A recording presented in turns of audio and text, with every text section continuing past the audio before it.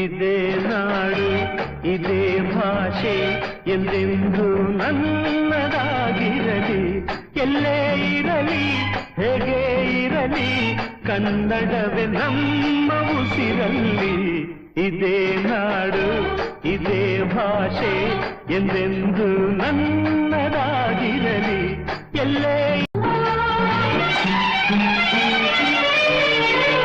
ಕರುನಾಡು ಸ್ವರ್ಗದ ಸೀಮೆ ಕಾವೇರಿ ಹುಟ್ಟಿದ ನಾಡು,